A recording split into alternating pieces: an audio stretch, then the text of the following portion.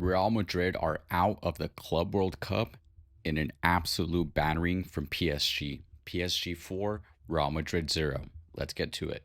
Now, to everyone's surprise, Xabi Alonso came out with a 4-3-3, starting Kylian Mbappe, Vinicius Jr., and Gonzalo Garcia up top, with Kylian Mbappe mainly staying on the left-hand side, Gonzalo Garcia and Vini Jr. swapping between that striker position and right-wing position.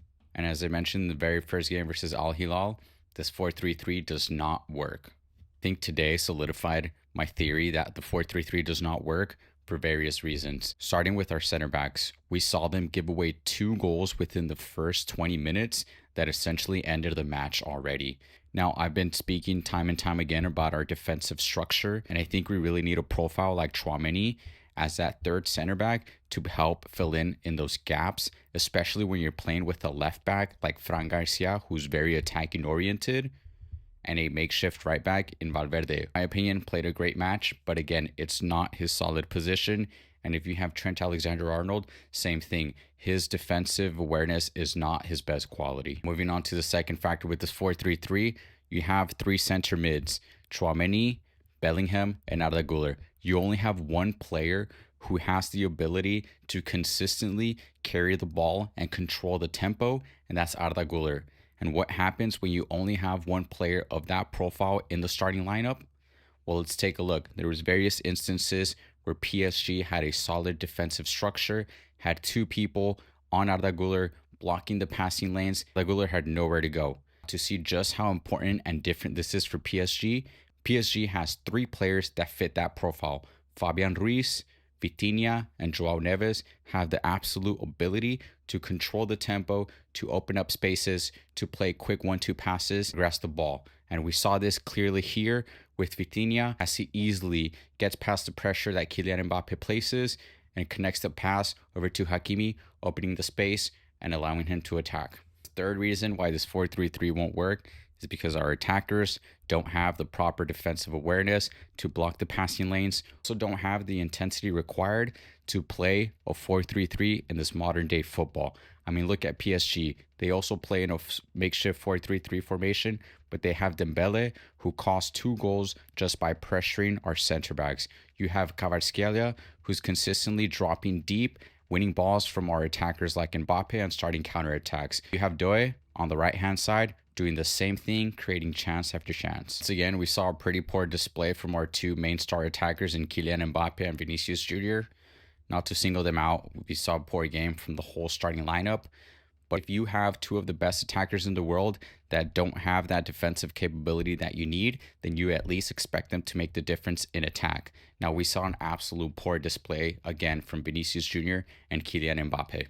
Kylian Mbappe ended the match with 1 dribble completed and 1 shot on target, while Vinicius Jr. had 1 dribble completed and 0 shots on target. Couple takeaways from this game. I think Xabi Alonso is well aware that the 4-3-3 formation will not work for this Real Madrid squad. He said it after the match. The 4-3-3 was a mistake. Personally, I don't understand why he kept the 4-3-3 formation in the second half when it was crystal clear that it was not working. Defensively, as I mentioned, our 2 center backs were absolutely poor. This is the 3rd game that Asensio plays in the Club World Cup. This is the 3rd big mistake that he makes. I think it's going to be a big season for him. We'll either know if he has the ability to pick it up and play with Real Madrid at the top level, or he fits a mid-level team like Osasuna, Getafe, etc.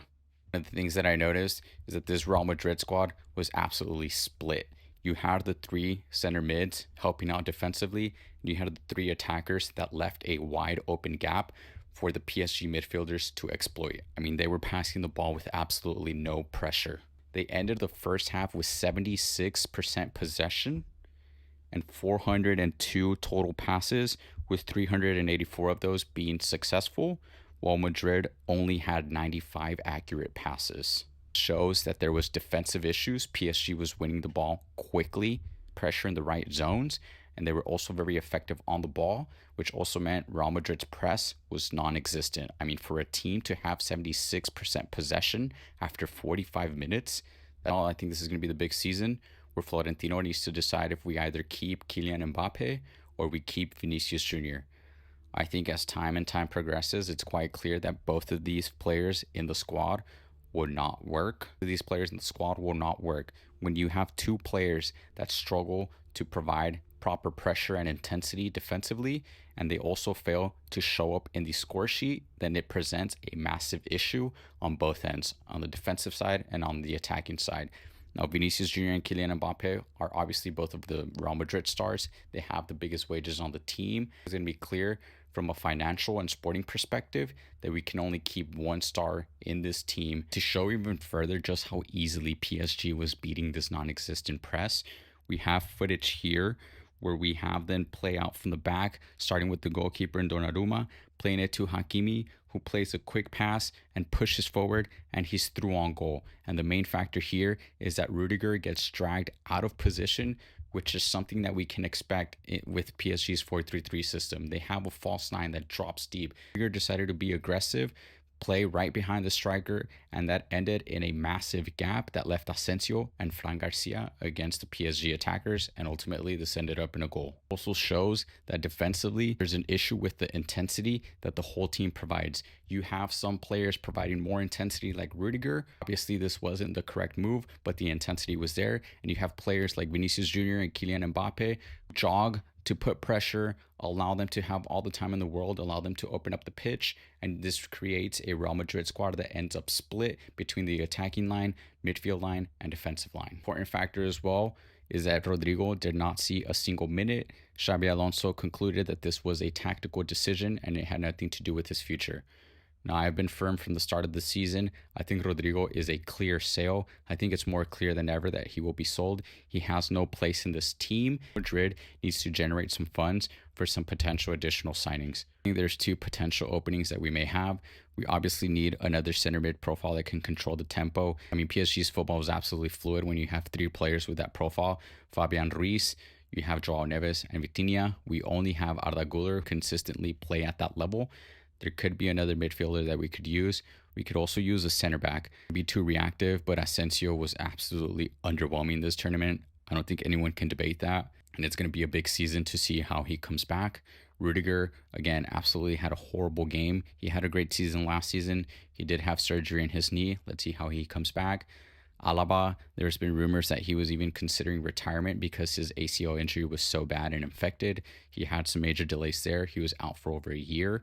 And we have Eder Militao, who comes back from 2 ACL injuries. Again, can he even come back at that top level? Let's keep an eye on the transfer market for the remainder of the summer. Let's see how Xabi Alonso adjusts his team. Let's see if he has these 3 weeks to implement his tactical approach, which I think is going to be clear that we need to play with a 3 center back system, especially if Florentino Perez insists on keeping Vini and Mbappe on the pitch. I think this 3 center back system allows us to be a little bit more solid defensively. It doesn't solve all the issues, but it at least allows the midfield line and the defensive line to have more numbers defensively and be a little bit more connected and cohesive. Real Madrid has 3 weeks before the first La Liga match. The good news is that we did see Dani Carvajal and Eder Militao back on the pitch. Personally, I don't have high hopes for Eder Militao. He's coming back from 2 ACL injuries, which is massive.